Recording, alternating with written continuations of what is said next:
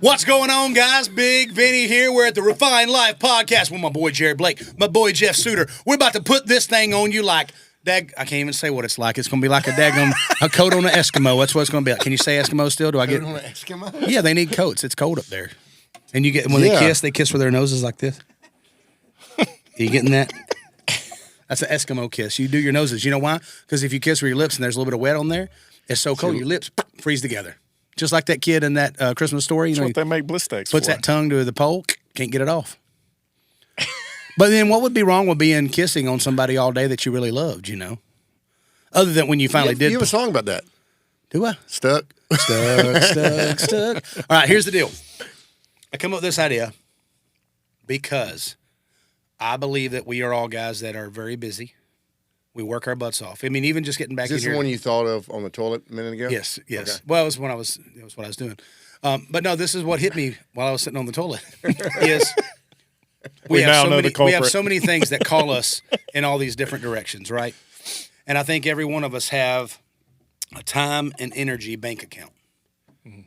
And what I want to know is when you have this time and energy bank account, at some point you run out of energy. At some point, you don't have any more time. There's only 24 hours in a day. So it's like the thing that hits me is what are you going to spend your time and energy on? What are those important things? And how do you, as a busy person, has 5 or 6 different businesses, you know, same thing with you, same thing with me.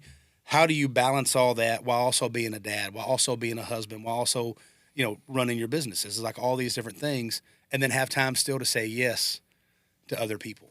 Because I get caught up in the trap of saying yes to everybody and trying to please everybody. And it's really Jared has helped me over the last couple of years saying, hey, at some point, you just got to say no. Yeah.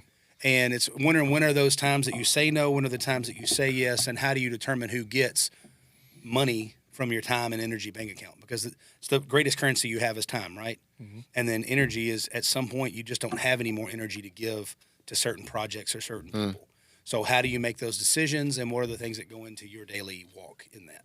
I think when I started talking to you about that, it started getting easier for me to say no because I realized that I was failing people because I would say yes, and as soon as then my family asked for something, all of a sudden my family trumped you.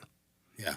And so because I was not going to say no to them after saying yes to you, or how many times I did do that maybe and missed out on something with the family. Right.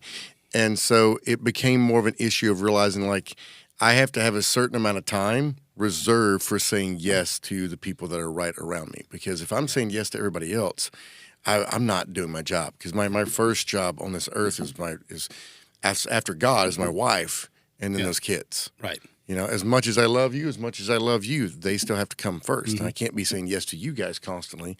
You know, and I know this because if you hit him up on Tuesdays are date night. Mm-hmm. And if I send him a message on date night or I keep trying to call him, he'll just send back date night. And I know I was like, okay, well, I'm not going to be able to talk to him until tomorrow. And then the next day, I can't remember what it was. So, ironically, one of my goals for this year was a weekly date night with no phone. Oh, yeah. So I wouldn't even know you were calling or texting to reply back date night. I have not accomplished said goal, so I appreciate this coming to light because I got to do better. But I think if you can figure this out, it definitely leads to that, right? Like, oh, absolutely. Because time is not you can't buy more of it, like you said. It's you know, one of the higher cost things in our life. So, well, I think when it comes to that, like, we all want to be better husbands as much as we can. You know, obviously, I'm in a different position than y'all right now because a date night for me means I got to find $100 to $150 for a babysitter before we even go on the date. And look, you know, we're blessed to have money and be able to do those things, but it definitely changes the amount of, you know, how many times can we go? So it's like, hey, I want to go on a date night every single week. Well, then just know that throughout the month that you're now budgeting $100 to $150 even to just go on the date. That's going to cost you $100, $150. So if you do that 4 times, then you're talking $300, $600, $900, $1,200 that you spent on date nights if you just do an average date in 5 hours. For the record, date night could be spent at home. Oh, absolutely. Doesn't have to be absolutely. I mean, it's tough though.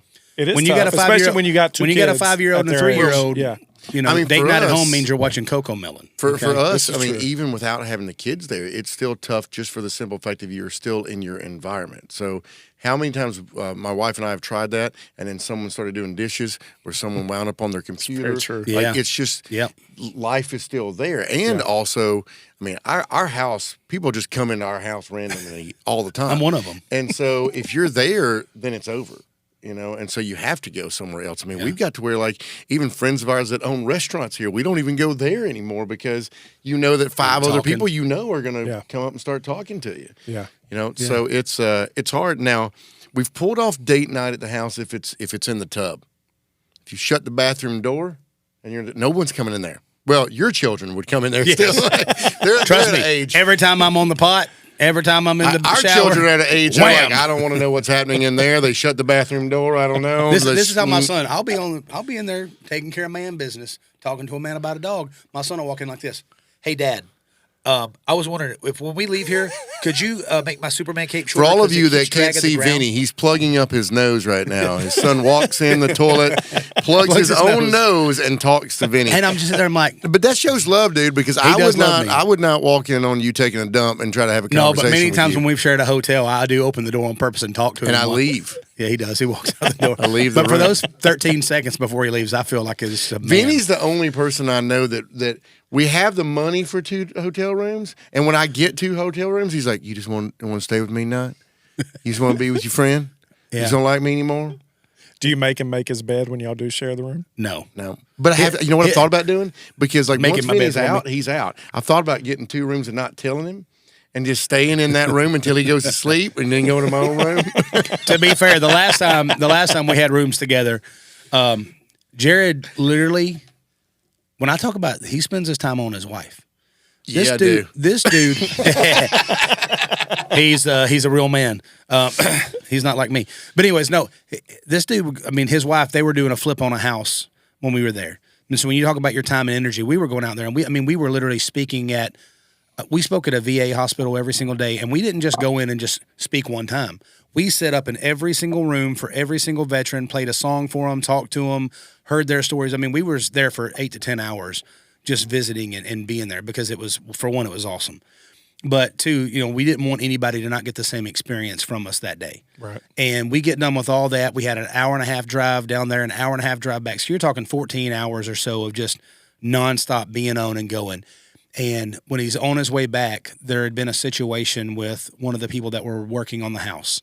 And they said some things they shouldn't have said to Jared's wife. Uh-oh. And Jared handled that. But then he spent the rest of the night, I'm talking about till like 2 a.m, on the phone, just making her feel better because that meant something to him. Mm-hmm. And so I'm like laying there and I'm like, dude, I hope Jared's okay. I'm like, I don't know where he's at. We're in the middle of Kansas and, we're just in a random hotel. I'm sitting there thinking, should I go down and check on him? And all of a sudden, I go to sleep, and all of a sudden the door opens. I'm like, I wake up, I look around, I'm like, what is it? He goes, I was just talking to my wife, man. It really bothered her that guy talked to her that way and did that and all this other stuff. And he goes, I just need to make sure she was okay. I'm like, for like 5 hours on the phone? He's like, yeah. I was like, God, you're a good dude. I wish you were my husband. I'm like, I don't enjoy phone calls. I enjoy in-person speaking and talking. Yeah. Phone calls, I will try to get off as quick as I can. I enjoy it if it's lighthearted, good conversation, but I don't know. A lot of times I don't feel like I can console you the way I need to through a phone call. So I'm like, man, I hate to hear that. And I'm like, I don't know what else to do. Yeah. I can't reach out and give you a hug on the phone, And I think our wives, especially when we're on the road, they need that time from us. And I need to be better about doing that, for my wife. Is when I'm sitting there talking to her and she's like, the kids were running around doing this and this was going on, and I have this 14,000 things going on, this and this and this. And of course, I'm sitting there thinking, yeah, I got all this stuff to do, and I'm 800 miles away. I don't know what you want me to do about it. I don't know how to solve your problem.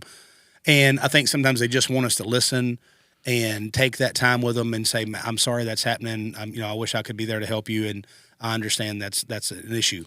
Well, I mean, but I'm not always great at that. I don't think that I was as good about it as I am now, and mainly because you don't really think about it. Your wife will complain about, not your wife, just wives in general will complain about the children taking up so much of the time. Yeah. But what I witnessed was when those children weren't there to take up my wife's time anymore. Yeah. That was a much bigger deal. Right. Because now she was alone. Yeah. You know, before, if she missed me, she still had children to occupy her time and still had children that loved on her and hugged on her. Like, even as big of a pain in the butt as kids can be sometimes, they're still loving on her and giving her affection.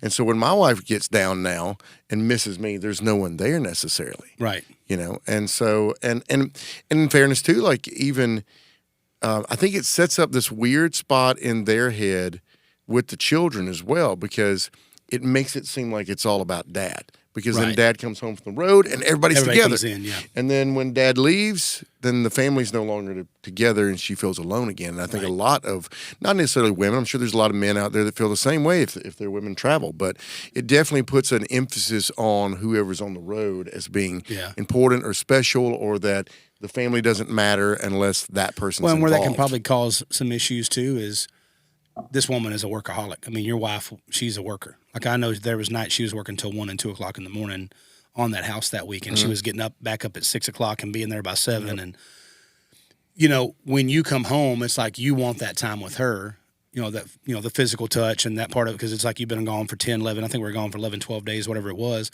And, you know, you come home and she's in work mode, you know, and she's like, no, I got these deadlines to hit. I got this and this and this, and we're getting ready to fly to Italy, and we're getting ready to do this and this.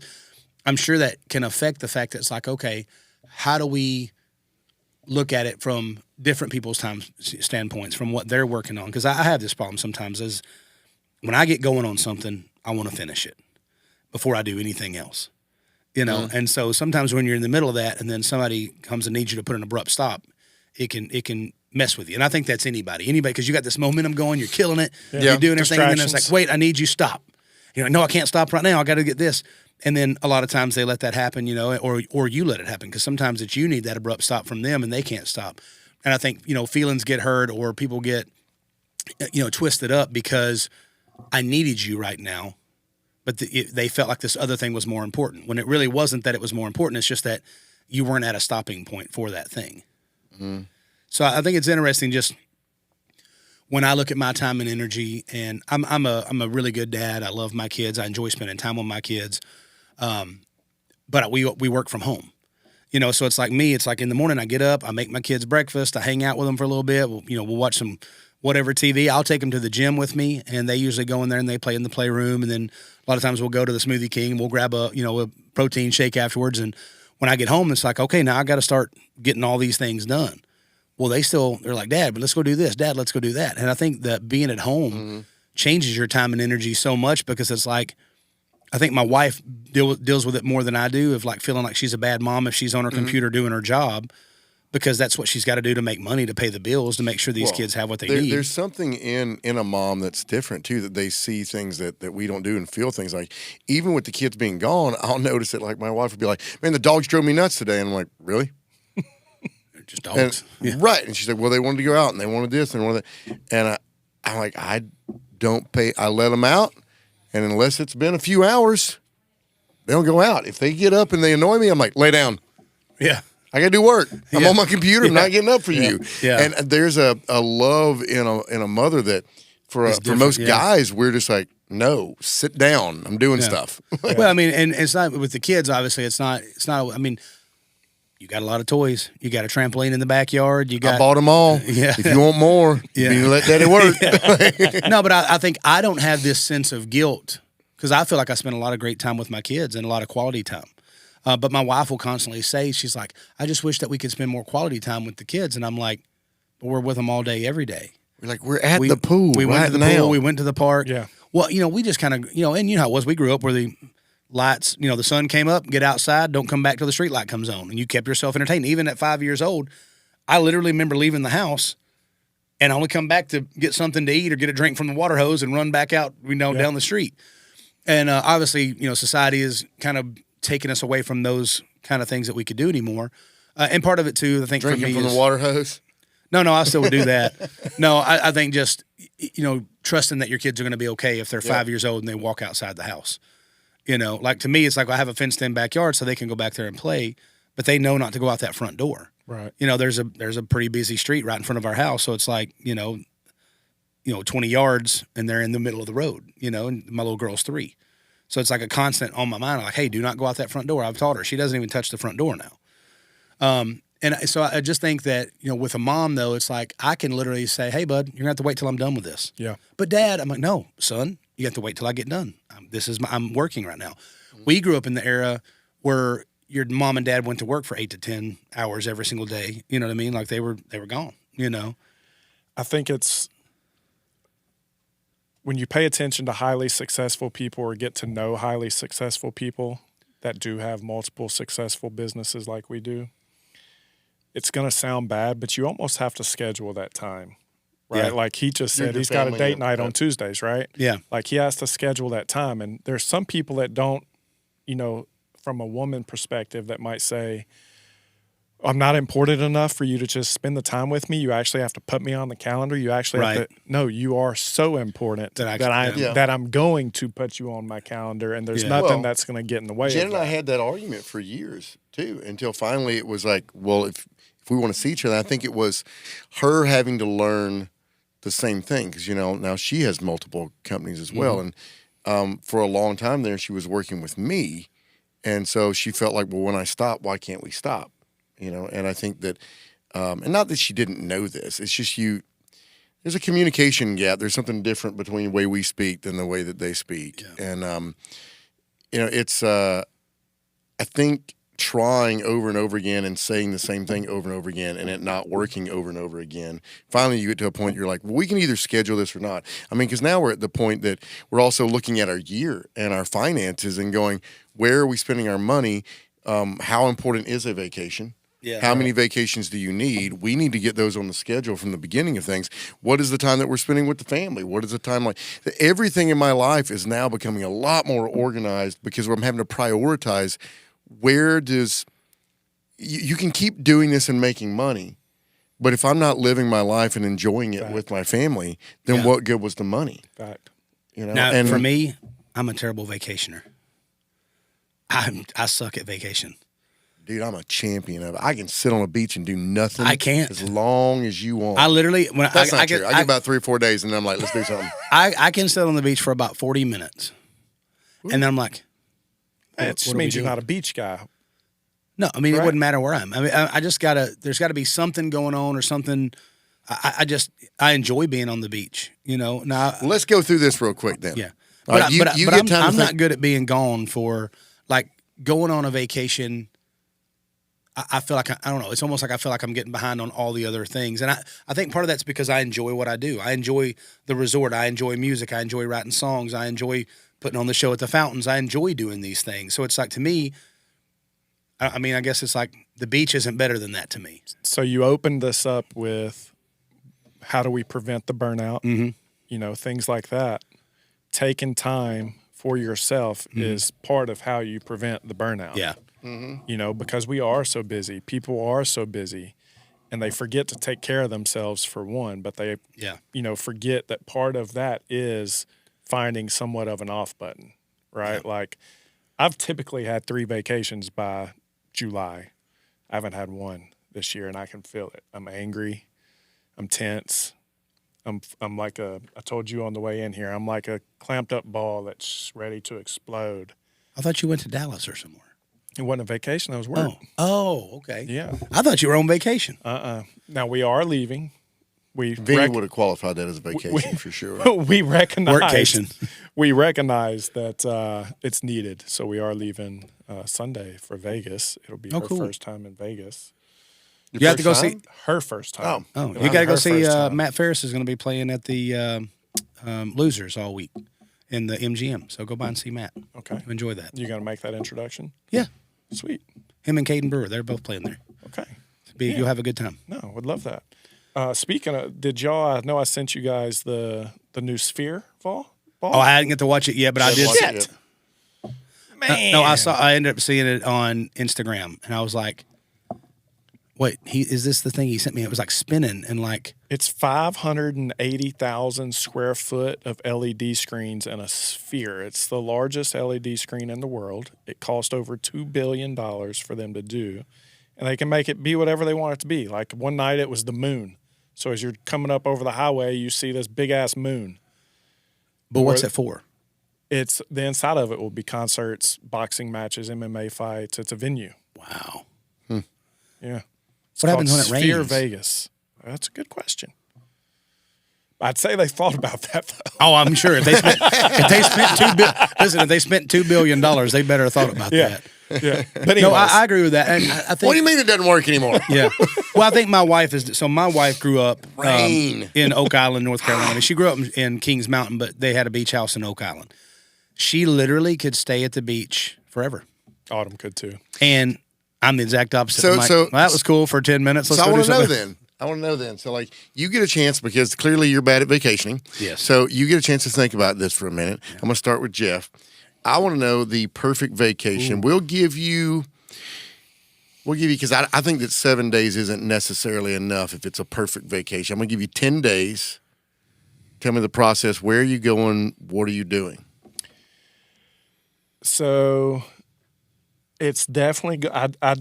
I don't necessarily love laying on the beach, right? Especially like 30A, Panama City, something like that. Like it's cool, but I'm a 2 or 3 day guy. Like that's not my ideal vacation. However, you put me in a super exotic Jamaica type feel, the Caribbean type feel. I can really get down with that. I can take in God's work there more so than I can Florida, right? It's just a different beach for me. So if I had to say my 10-day, it's going to be a water bungalow over the water with good AC, I hope, because I don't like being hot when I sleep. So I would have to verify that. But assuming it's good AC and you can keep the room at a good temp, over water bungalow, somewhere exotic. Yeah. So we're are you chilling. just hanging out? You're just chilling then? Yeah, I'm eating good. I'm drinking good. And we're probably just going to maybe one excursion or two if we got 10 days. But the bulk of it's going to be spent just rest, relaxation, and stuff in my face full of good food and my belly full of good drink. Heck yeah. The Jen and I have discovered that we kind of require 2 vacations a year because one of them we want as an active vacation and one of them we want as a chill vacation. One of them I just gotta, and one of them's more for me and the other one's more for her. I feel like my brain goes 90 miles an hour all the time. And so I want to sit and do nothing. Right. I don't need it to be a nice place. I don't need it to be that great. I want it to be one of the full service resorts where you're not thinking all the all inclusive. Yeah. Did I say that right? Yeah. Yeah. Because the first time we did that was the most relaxed I'd ever felt because I didn't think about what I was eating. I didn't think about how we were going to get there. There was never a conversation of where we're going to eat tonight, babe. There was never a discussion. It was just you wake up and you went to the pool and you had a drink and then you went and ate some food. And we did that for 3 or 4 days until I was like, I'm ready to do something now. Yeah. And then we started doing activities and stuff. Yeah. But I just needed that time to unwind. But then the other one's a doing vacation, and I know that I've told you about it. My favorite place by far was Costa Rica, and we backpacked from one side of it to the other with no plan whatsoever. So that's another major important factor to me in vacation is no plan because I plan out my entire life.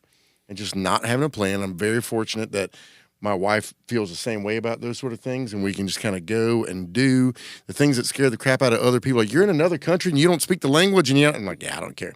Yeah. I'll figure it out. Yeah. If it's my time to go, and this is how I go, it's a great way to go. It's not in the back Eaten seat to of a death Cadillac. by a howler monkey. I don't think they eat people. I'd eat them. They howler, though. They do howler. They will scare the crap out of you.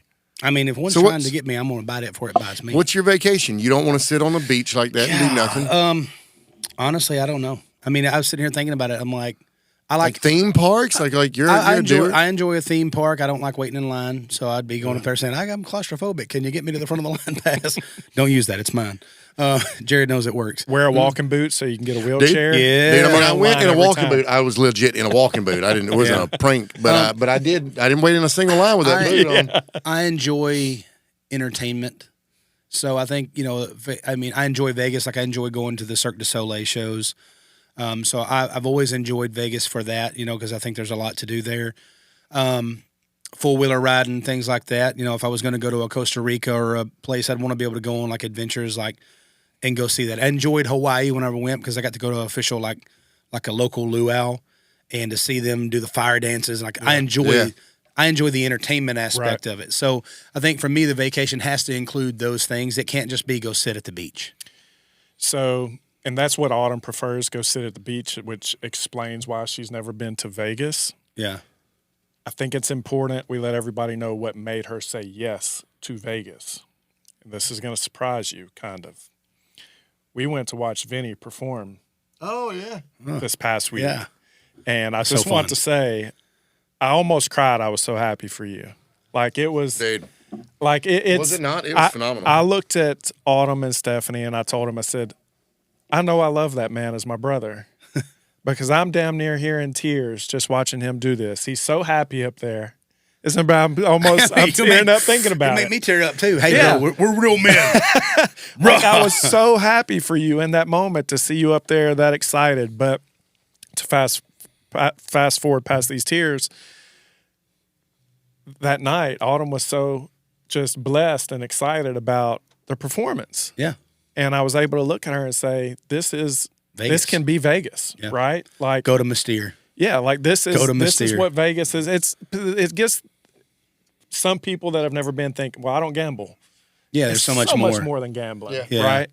And so the next day, the food alone. Yeah, I mean, food and drinks, the Thunder Down Under.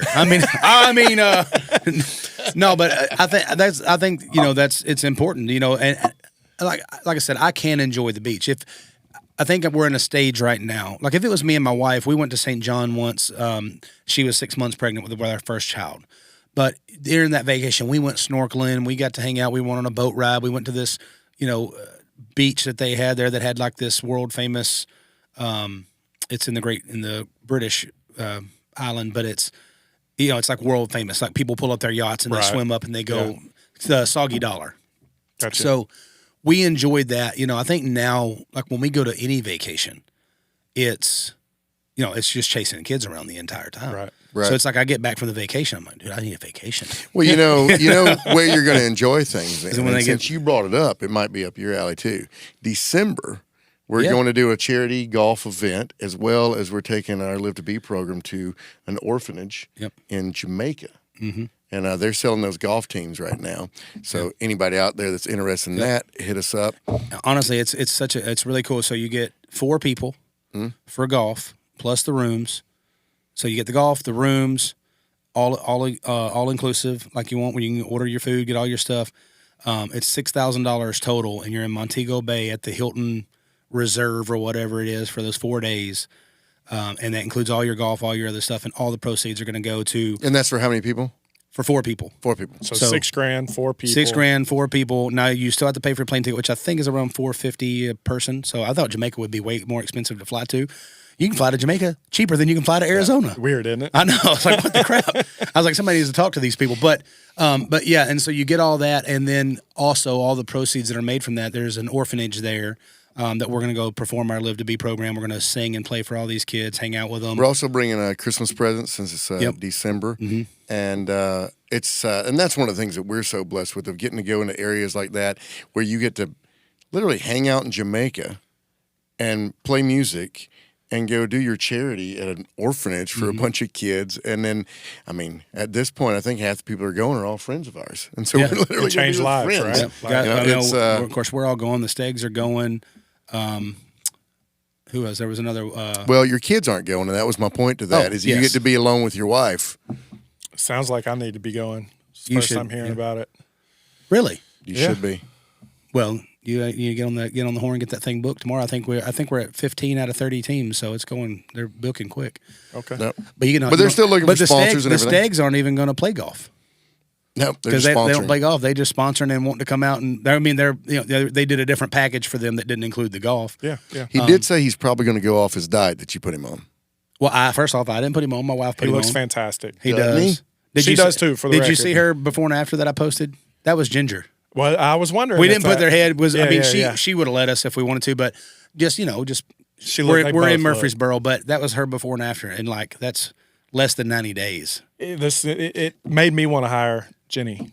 For the record, right? And what's the? Tell everybody while we're talking about that. What's the app that your wife? Yeah, everybody I know that goes to your wife is like, I hate her and I love her, but I hate her. Results happen. Go Forth Wellness. if you go to the app. But yeah, this will be the first time. This is no joke. The first time since my first kid was born, since Jagger was born 5.5 years ago. Well, and by then it'll be over 6 years that my wife it'll be the first time she's ever spent a night away from the kids in 6 years. And so this is how we prevent burnout. Yeah. Well, it ain't because I've tried to get her to go on girls' trips with her friends. I've tried to get her I said, look, we got to find somebody we can trust for 2 or 3 days and just go to a hotel here in Nashville. Well, now you're bringing up another valid point in that you've tried that, because that's another spot that I think that men and women argue over on a pretty regular basis, because women will say they're getting burnt out by this or that, and the guy tries to take them somewhere or do something or go on a date, and then the kids come up. Whether it's an excuse or whether it's all legit, either way, as a man, after a certain amount of no's, you just start stopping. Yeah, trying I agree with that.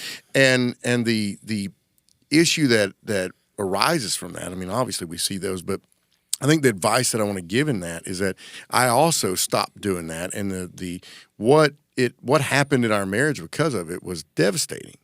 And the only thing that keeps that going now is our dedication to those Tuesday nights and those sort of things. And for me, there is so much of my time that my wife probably doesn't even know that I spend trying to make sure that she gets something that she needs, because she's not going to do it for herself. She's going to do for everyone around her long before she does for herself.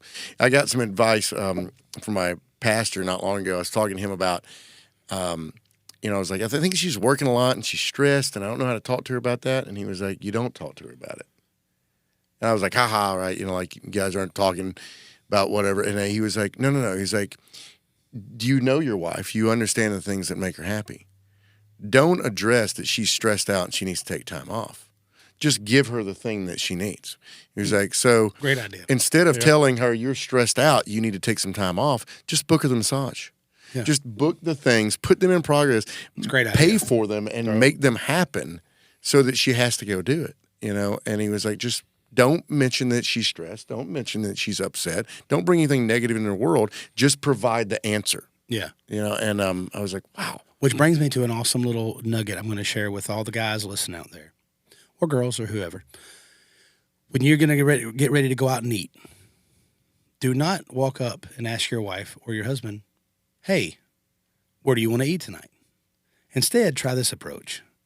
I walk up to my wife now and say, is she listening to this? Are you about to give something away? No, she knows I do it now. Okay. Go up and say, babe, guess where I'm taking you to eat tonight? And when they say the place, you know that's the place they want to go. Because now it's like the first thing that comes to their mind, Indian food. That's always the first for my wife.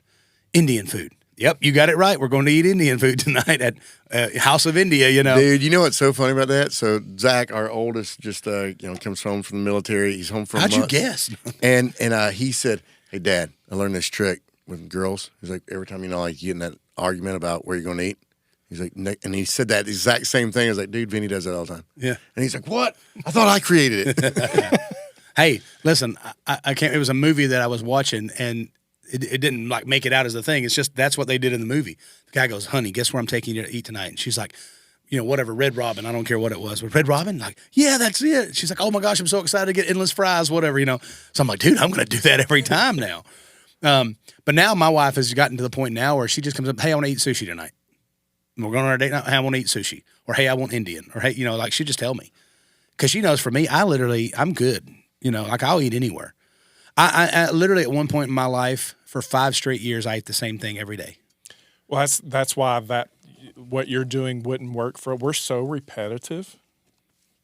Yeah. That she's going to assume we're going to stay repetitive, right? Like if I'm to ask that question, there's maybe 3 places she's going to say, but she's going to start with the alley because we always go to the alley. Yeah. Right? Like if the kids ask what the alley the other day. Yeah. If the kids ask what we're going to do for dinner, and I said, well, we're going to go out to eat, the alley, right? Like it's expected that it's the alley, and if it's not the alley, it's kind of a shock. Like, nope, we're going to the Loveless Cafe. Load up. We're driving an hour and a half to get there. Let's go. But it would be Buc-ee's. It would be Buc-ee's. nice if you could just get an honest answer of what they want to eat. Yeah. Right. Well, I think so too. I also believe, and this is something I've just learned over the last year, is like whenever you're doing, going on these dates and you're doing all these things and you're spending this time with them, I think it's important to, like you said, take action. Like what your pastor said is like, some of the things they like and just make a decision. I think one of the questions that would always hit me, and I thought of it differently after we had a men's group one night, but my wife would be like, hey, where do you want to eat tonight? And I would say, I don't care. Because I truly didn't care. Yeah. I would eat anywhere with her. I would go, whatever she wanted, I was okay with. Because I'm going to be happy no matter where we're at. I will find something I like, and if I don't, I'll make something when I get home, Yeah. So, but just those simple words saying, I don't care, is so much different than saying, I would kind of like to do this, because they know you're interested then. Because the saying I don't care means I don't care about you, or I don't care. And it may not be what you meant by it, but that can be the way it's taken in their brain, is like, I don't care, I don't care. It's just nothing. It means nothing to me, so I don't care. When what you really mean is, I don't care, whatever you want, And even if you said it like that instead of, I don't care. Well, and it sounds like you're playing games, but the reality is that you're just trying to speak the same language, because you don't really just not care, and they're taking it in a negative way, and you don't care about what the food is. It's not that you don't care about spending time with them, but like one of the things that Chris Sorensen, a guitar player, he brought up one day. Jen had gotten mad at me about something in the house that I said I don't care about. Yeah. And he was like, oh, dude, he was like, you can't do that. And I was like, what do you do? And he was like, listen, we all know that when my wife or your wife goes, these are the curtains we're going to pick out, and we're looking through things, we know that we're wrong about whatever we think about it. We have no reason to even be right, And he's like, and so you get to a point where you just want to say, I don't care, because you know that you're wrong anway. Yeah. Not that she's making you wrong. You just, I don't know how to pick out curtains. I don't know about curtains. curtains. I don't know. And so he goes, the way you go about it, he was like, Jody will put up curtains, and she'd be like, I don't know, what do you think about those? And used to, I'd be like, I don't care, they're curtains. Well, that makes her feel bad about the curtains that she bought and the time and effort that she spends putting the house together for me and my family. He was like, and so now I go, they're a little too green. And she'll go, oh, really? That's what I liked about them, because the green this and blah, blah, blah, blah, blah, blah, blah. And he was like, and I just sit there for a minute, and I go, I can see that. Yeah, I get that. Yeah. Yeah. And he was like, and then she's happy, and I'm happy, because the reality is, like, I do care about the work that she puts in the home. Now, if those are blue curtains or green curtains, I truly don't care what they are. I just want to know that when I close them, they block out every bit of sunlight that could possibly come into my room, because I want it as dark as it can be. Yes, I want it as light as possible. That's why I have to have my own room. It blows my mind. He'll put his shoes all over the curtains and make sure no light is coming no light. anywhere. I want a cave, buddy. I'll wake up and I'm like, I'm laying there, I'm like, he opens the light, I'm like, we don't even really have curtains in our house. We have like these curtains that if we were naked behind it, you could still see us. You just wouldn't see. That's why I come over and walk around in your yard. But it's also how I get up in the morning too, because I need that light in my eye. See. Wait, this is not what we're talking about. What were we talking about? This is all part of time and energy. So I'm glad that you bring it up, though. Exposure. I do think that especially over 40. Mm-hmm. You start thinking about your time and your energy and where you're placing that, to the point of you start to realize where am I working where am I working and making money? Yeah. How am I maximizing that? And for a musician, a lot of it that's really hit Vinny and I is the amount of time that you spend on music and how much money is made from it. If you spend that same amount of time in any of these other areas over here, you make way more. And so then it's like, well, is my pride and ego too great and I have to be considered a professional musician and make all my money there? Or can you make money in all these other places and go, I'm still going to play music because I love it, because I enjoy it, and I don't care how much I make off of it. Now, we've been very fortunate that even if we're not really pursuing it, it still brings in a decent income every year doing it, but it also makes you a little pickier, and I've gotten to where now, like, I don't look at the gig based off of the money it brings in. I look at the gig based off the enjoyment that it brings to my life. Are these good people? Because Vinny and I have worked with so many people that are horrible people. That it doesn't matter how much money you're paying me. I don't want to go. I don't want to be around. You know, it was funny. You don't treat me nice. I know we talked about social media earlier on a different episode, but I saw this on social media, and it was the quote was, My price is not based on your bank account or your budget. My price is based on my talent level and my skills, and or my self-worth. And I thought that was really important because so many times, we start bargaining, cutting deals and doing all this other stuff. And it was just over the last couple of years that we're like, you know what? This is what we have to have in order to make it worth our time to go. And we kind of set a standard for what that was going to be. And Jared really helped me in that because I was a guy like, we're only going to make $500, but let's go for 3 days, Yeah. And he really helped me understand, like, no, man, let's say no. Well, that protects your time and your energy. Yeah, and that was part of it. And he's really helped me a lot in that because I am the yes guy. And I'm the guy who's like, oh, yeah, well, it's going to be great. And we're actually going to profit. So as long as we're profiting, it's okay. And but then you start looking at that profit and you're like, is it worth 3 or 4 days away from my family?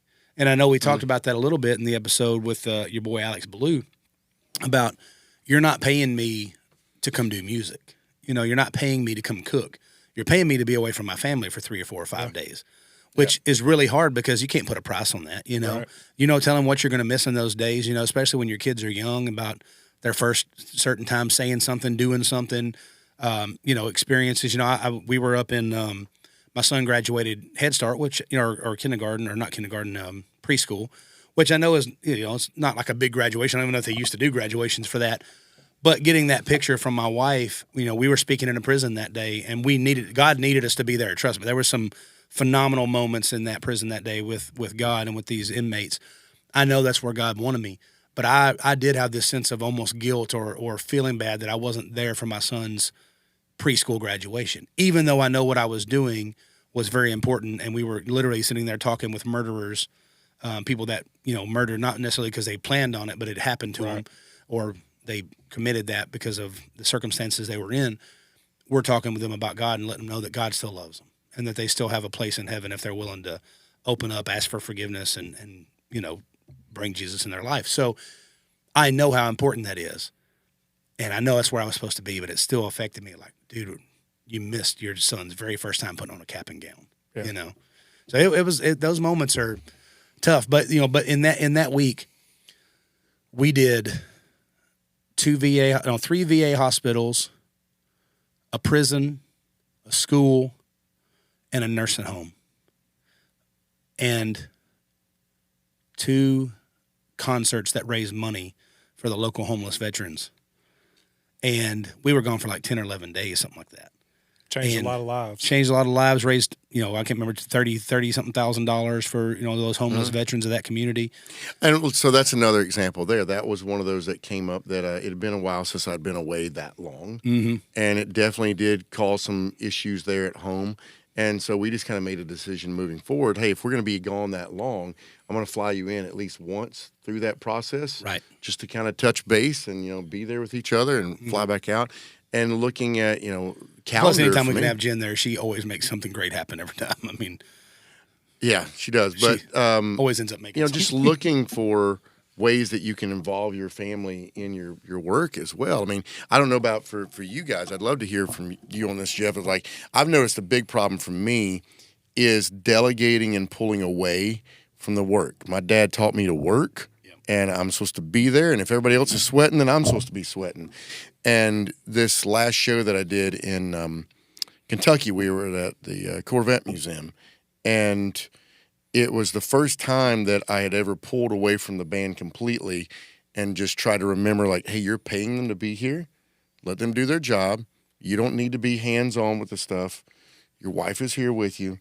Just go through the museum, talk to her about Corvettes. And she didn't care about those Corvettes. She didn't care about all the history that I was telling her about them. But she did care about the fact that she knew that excited about it. Well, that she had my undivided attention because I wasn't talking about music. I wasn't talking about the band. I wasn't talking about lights or sound.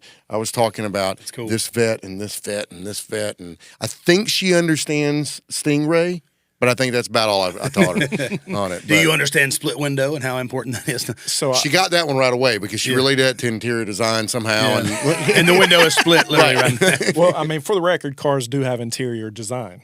Yes, they do. Well, and that was how I got her to start seeing it because I was talking to her about the shape of a house and windows and doors and what's inside and how that all flows together. And I was showing her one of the Stingrays, one of the early models to the new models. And I was like, take a look at this car and look over here, and I look at the 70s and look at, and you could see the evolution of that car. And like, these are the same basic lines. It's just become modern. So she was able to kind of look at it from the same sense of like a kitchen or anything else. That like you take the same basic features that were working and just, for me, it's so weird. When I was, I was a young man, I loved sport trucks. Like, I wanted it to be lowered, and I wanted to have a custom paint job on it and wheels, and the speakers ported through the bed and the bed cover, and I love that stuff. I won the Poor Boys Classic one year with my truck that me and my dad and my Uncle Richie built together, which was, I'd give anything. I hadn't sold that truck, but sold it because I got a lot of money for it because we fixed it up. But now that I'm older, I don't give one crap about the way the car necessarily looks, as long as it's, looks clean on the outside. But I love a comfortable interior, a working interior. Like I got this Volvo now. And I had this awesome, big jacked up Ford F-150 that I loved and I thought was so cool. Got 12 miles a gallon, got rid of that suckers. The price of gas went up to about $5 a gallon last year. But this Volvo, like, has everything in it, and it's the seats literally just hug around you and they're so comfortable. Like, I drove for 14 straight hours on the way back from this Kansas trip. I just drove. I was just wide awake, just driving. Drove us all the way there, drove us almost all the way back. I think we switched after St. Louis. And it's just, I was so comfortable in it. It's like, so now it's like when I go sit in a car, if I'm buying a new car, the interior means so much more to me than the exterior. Yeah. Like, I want to sit down and feel comfortable. I want to know that I can get to everything I need to get to while I'm driving. Like, it will sell me on the car. Because when I first looked at it, I saw a Volvo. I'm like, I don't know, a Volvo? And then I sit down in the car, and that was it. Swiss leather seats. All this, literally it has like an iPad on your dash that you can program everything into. And I got my songs on there, and I can, if anything goes, I can just hit one button and it pulls up, all the different, things I need. It's literally, it just sold me on the car. And the working order of it, like when I'm going on the road, I have this option. He's fishing for a sponsorship. Yeah, Volvo. Step up. Or interior design custom company. No, but if I'm driving down the road and I put on cruise control, cruise control, normally it just stays exactly what it is. But on this cruise control, I can set 3-car length, 4-car length, whatever. And it knows, and it's based off my car length, I'm sure, but it knows to keep me that far away. So it'll slow me down automatically without turning off my cruise control. And it's it's a safety thing. If I'm coming up too fast on something, it'll do a red light and it'll ding saying you're coming up too fast on it. You need to hit the brake. Like, it's just a cool vehicle. It sold me on that. The interior design, which also leads me back to my family and wanting to make sure they're safe. It is the number one safest car on the road, Volvo. Wow. Come on with it, even over Subaru. I forgot where we're at. I got it. Yeah, I do too. You go ahead. No, you got it. So in relation to the kids, and being busy, the one thing I want to instill, one of the main things I want to instill in my children is hard work. Mm-hmm. Because there's a lot of that not happening now, right? And social media, a big part of that, most likely. And so I take pride in them knowing I'm working hard. Yeah. And with that, I try to include them in some of that, right? Like, it's Addie's working at Rye. There's times where we'll let Emma come in and we'll make it fun for her. Hey, if you don't necessarily, you'd rather be at home swimming, but we've got to go in. We're going to make it a family thing. And, you can steam clothes. We'll give her something to do. Sounds like child labor to me. Yeah, it is child labor. It's free too. But the point is it teaches her responsibility. Absolutely. Right. But it's also, she's like, wow, I'm getting to take part in this. There's some pride that comes in that. So that's something I've tried to do throughout my entrepreneurship is, even the first podcast, the kids were involved, right? Like, I included them in that. That allows me to continue work at times when I should be spending time with my family. I think it means the world to them too, that you want to include them and you want them to be there. There's a lot of times the other day I was going down to read my kid's book to the kids in Perry County 2nd grade class. And I knew it was going to make a lot harder for me if I take Jagger to keep up with Jagger, make sure he's sitting there and, making sure I'm keeping my eyes on him and stuff. But I could tell he wanted to go. And as I was getting ready to leave, I'm like, hey, you want to go? He's like, yeah. And I was like, so I'd already made up my mind. I was like, all right, we're going to go. When we get done reading the book, I was going to take him down to eat. We used to have this place we still have this place called B&H Dairy Bar.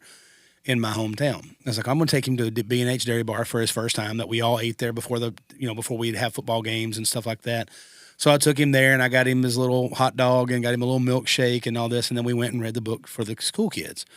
And he sat right down with those kids, the second graders, and they were asking questions. He's like, that's my dad. That's my dad. He was so proud. I love it. That's my dad. That's my dad's book. My dad made that book, And so I read the book and I sang the book, I guess, to the kids. Well, we left and I took him over and we went to the little resort, and we got on the mule and we rode around. I told him, I said, we're hunting snakes.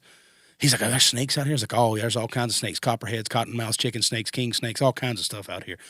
And every time there's a snake right there, Dad. I just saw it. Oh, man, he was so fast he got away, But it was the fact that I could include him in that. And it was something I was doing for work or something I was doing for promotions and things like that. It made me feel like $1 million. And even though, like I said, I knew it was going to make the day a lot more for me to keep up with and try to handle, I just really enjoyed that. I'm sure that your kids are the same way. It's like Absolutely. When they got to come and be a part of it, they enjoy it. I see, Jared in the gym with his son now. And his son's never really been into the workout world, but now he's getting jacked. I'll tell you the bigger one with him is that, he's working for us now with the remodeling company. And he was working at Blaze Pizza. Now he's working for Mom's company. And so one project that we're on out there is his first time doing that sort of stuff. And so he's been cutting, he's been framing, he's been doing trim work, he's been helping with drywall. He's gotten a good taste of everything in there. And every day for the first week, I was like, this kid's going to quit. Because this is real work. This is not at Blaze Pizza, Yeah. And I was like, this kid's going to quit. Kid's going to quit. Get to the end of the first week, give him his paycheck, and you see his eyes light up. And he was like, I never made this kind of money. And I was like, that's this kind of work. That didn't matter. But can I come work for you? Paying him a hell of a lot more than Blaze Pizza, I tell you that. But the point was, and I knew that I was overpaying him too, but I wanted him to understand hard work pays off. I wanted him to understand this is where you're going with this. And and I asked him, how the first week was, and he was like, it was super rewarding. And I'd had him doing some crap work. Especially when you lay down in bed and you're like, I don't even know if I can shower because I'm so tired. No, not on this house. You showered when you got home. This was a bad place. But anyway, there was some pretty gross work that he had to do. But his sense of accomplishment, of understanding what he had done and what he was creating was so huge. And he's been with us now for going on his 5th week, and he loves it. I mean, to the point that he's like, hey, who's going to take over this company as you and Mom start to age out? And I'm like, oh, you want it, you got it.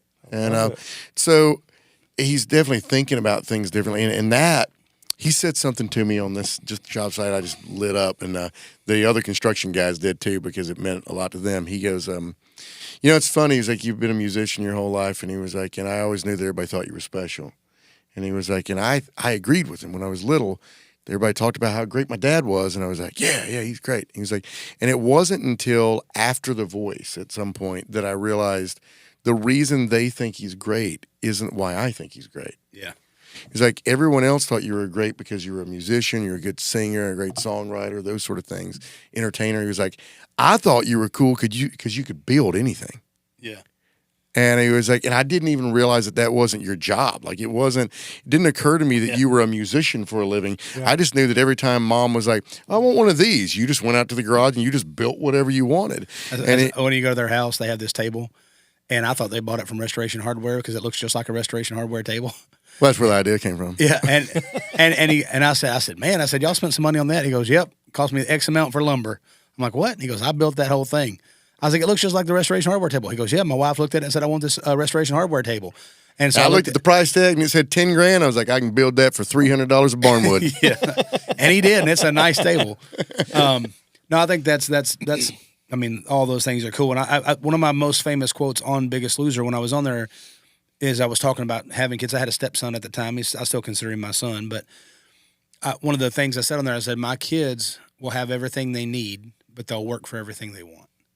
And I kind of tried to take that mentality, even now with my kids only 3 and 5, but I try to relate them to like, hey, if you want this, my son wanted a gizmo.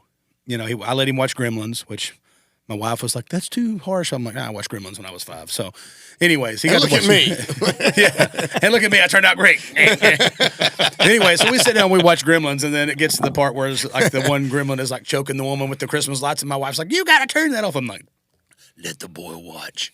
Anyways, he wants a gizmo so bad. We've been trying to get him to quit. Like, he'll go to his bed at nighttime, but then somewhere around 1 o'clock in the morning, he kept coming downstairs and getting in our bed. And at that point, it was like, we got to be up. We get up every day at 4 o'clock. So I'm like sitting there, I'm like, listen, I'm not getting him up out of this bed, making him go back up there and fighting with him for the next 20 minutes, trying to get him to stay in his bed. He can just sleep in the bed. So we're trying to create this thing where it's like, if you want that gizmo, you're going to have to earn it. So we got him a little chart board. It's on, he's got a few things he's got to do. He's got to pick up his room. He's got to sleep in his own bed all the way through the night. He's got to pick up the dog poop outside. Love it. Which he kind of does. I mean, it gets picked up, but then I'm out there. I'm like, you missed that piece. You missed that piece. There's a little, and it's like he'll like use the scooper, and it chops part of the turd off. And so he's like, well, no, that's not a turd anymore. I'm like, it's still a turd. It's just because it's smaller doesn't mean it's not a turd. I don't want to step in it still. But anyways, but he went up there and I said, son, you can do it. He goes, I don't know, Dad. He goes, like, I really love sleeping with you and Mom. And I was like, I get it, buddy. I was like, and I love having you there until I don't. Because when I wake up and my neck's crick like this, and I got a foot in my face and all this other stuff, I'm like, it's cute, but I also need you to go to your bed. Yeah. And he comes down, he'll bring like 7 stuffed animals with him in a blanket. I'm like, I don't even know how you got down the stairs with all this stuff. And it's all laying around me. I got a freaking Pikachu on my head and all this other stuff. But he finally, I said, listen, it's not going to just be going up there for one night. I said, you got to stay up there for 7 straight days. And he did all 7 days, and he's been in his bed ever since. I love it. And he understood that. And he got his gizmo, and he loves that. He takes it with him literally everywhere, along with his Christmas elf that got his Christmas elf Zoop sent him this Christmas elf because he didn't want Zoop to leave. But making him have to earn stuff. And my little daughter is 3 years old, and she gets the concept I think quite a bit quicker than Jagger did, because Jagger was the first and he was the only for 3 years. She's at 3 years old now, and she's already doing things, and she earned those things, and understands like, hey, if I want to get, we have like these Cliff bars that they love. You're not getting a Cliff bar unless you eat your eggs. And them dudes are expensive. Oh, I know. Eggs. They are. Everything's expensive now. Price of inflation. But so here's the way we'll wrap this up. I want to be better about the way that I spend my time and the way I do things. I think it will help me be a better husband, be a better father, but also be a better businessman. Let's go a little deeper. Why don't we all name off one thing in particular that you're like, man, I really need to focus on this. This is the spot that I wish I could get better. Completely. What is it? I got to learn to put down the phone no matter what's going on. And because we deal with every time zone, right? Because we're booking shows in California and, North Dakota and Wyoming and Utah. You never know where we're going to be. Our work day, when we're sitting down to eat dinner at 5 o'clock, 6 o'clock, whatever, that we're sitting down to eat dinner, usually about 6, well, it's still only 4 o'clock there. So all these dudes are now trying to make end of the day calls and trying to get the last minute calls in before they're done with work. But we're sitting down to eat dinner. And for so long, I've been like, I got to keep my phone on because I'm waiting on this phone call. And I think the biggest thing for me is just saying, nah, you don't get back to me in time, just send me an email or send me a text and we'll pick it up tomorrow. And I think that's been a big thing for me is just, and I've done better at it here lately because my wife expressed to me that was something she really wanted me to do.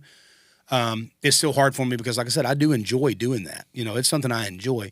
But just taking that time during that moment, putting the phones away, having dinner with the kids, asking them, hey, how was your day at school today? Or what was your favorite part of today? Like making those pointed questions because my kids, the way that I raise them is we don't let them have tablets. We don't let them, have any of that stuff. I mean, they get it enough to learn because they're going to have to use it in school next year. But we try to keep them playing outside and try to keep them up there using their imaginations and all that. But taking that time with them where I put my phone away, just like I don't let them have tablets, denying myself that same thing and saying, look, no matter what, for this 2 hours, it's me and my kids.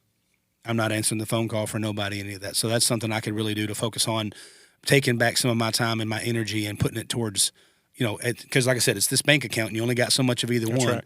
Is pulling that back in and saying, hey, this 2 hours belongs to my family. It's where we're winding down, getting the kids ready for bed, getting them baths, eating dinner together, saying the prayers, all that kind of stuff. I dig it. What's yours? Man, I think feel like that I'm constantly working on things.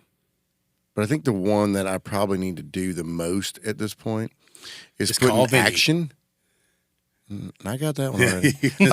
It's putting action into things, kind of like what the pastor was saying. Yeah. I feel that my wife is working a lot and building something great, and I think that she talks to me about vacation and those sort of things, and I think that I need to put those things in to effect rather than just going, yeah, let's talk about that. Yeah, let's talk about that because there's so much life going on, and kind of prioritizing. I think for the first time in my life, we're starting to invest in a lot more stuff. And like I had a conversation with the other day, I was like, we've got to look at each one of these investments as they come out and before it goes into something else. And a certain percentage of that has to come out just for us.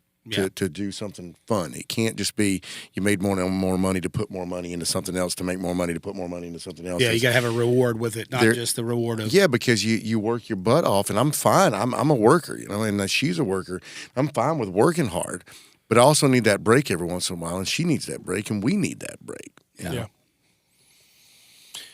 I think I'm going to feed off of yours. I mentioned earlier that I set a goal at the beginning of the year to have a phone-free date night. 52 times this year, once a week.